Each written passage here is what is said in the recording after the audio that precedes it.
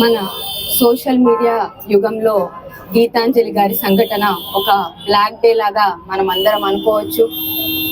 అందరికీ ఈరోజు ఒకటే చెప్పాలనుకున్నా, దీన్ని రాజకీయ కోణం కాకుండా మానవత్వ కోణంలో ఒక్కసారి చూద్దాము. నేను ఒక ప్రజా ప్రతినిధిని, నేను ఒక ఎమ్మెల్యే గారి సతీమణిని, నేను ఒక మహిళని.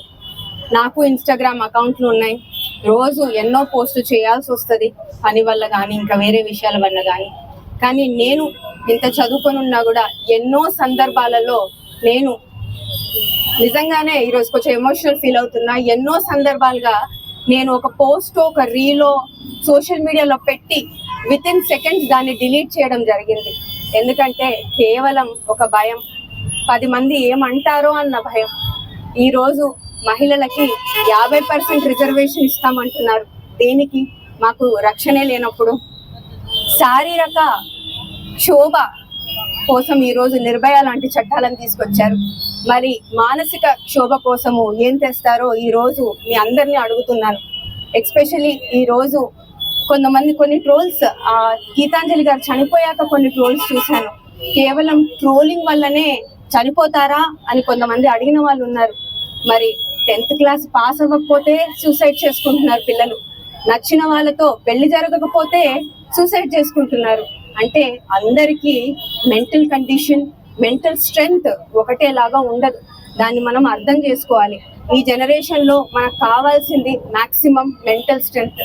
తల్లులందరికీ, మహిళలందరికీ, పిల్లలందరికీ మనం చిన్న ఉన్నప్పుడు చెప్పేవాళ్ళు బాగా దృఢంగా ఉండాలి, కరాటా నేర్చుకోండి. ఈరోజు ఆడపిల్లలందరికీ చెప్తున్నాను, మానసికంగా అలాగే శారీరకంగా 2 విధాలుగా చాలా గట్టిగా ఉండండి. ఎందుకంటే మీకు ఏదన్నా ప్రాబ్లం వస్తే ఇంట్లో తల్లిదండ్రులు, చెల్లెలో ఎవరో ఒకరు ఉంటారు, చెప్పుకుంటే అది కూడా కాకపోతే మా లాంటి వాళ్ళు ఎంతో మంది మీకోసం ఉన్నాము, వచ్చి మాట్లాడండి. దేవుడు పెట్టిన ప్రతి కష్టానికి ఒక సొల్యూషన్ అయితే ఆయనే ఇస్తాడు. మరి ఆ భగవంతుని నమ్మి ఇంత డ్రాస్టిక్ గా ఒక డెసిషన్ తీసుకోకూడదు.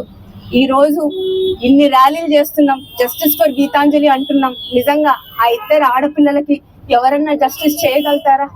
ఎంత మనం ర్యాలీలు చేసినా ఈ రోజు ఆడపిల్లల లైఫ్ మళ్ళీ నార్మల్ గా అవుతుందా? సో అందరూ దీన్ని ఒకసారి ఆలోచించి, అలాగే మరొకసారి చెప్తున్నా, నేను ఒక మహిళనే, ఎన్నో పోస్టులు పెట్టేటప్పుడు చాలా ఆలోచించి 1-2 సార్లు నా భర్త అభిప్రాయం తీసుకొని నేను పోస్ట్ చేసే దుస్థితి నాకుంది ఈ రోజు. ఎందుకు? నేను ఏమైనా తప్పు చేస్తున్నానా? మంచే కదా చేస్తున్నాను.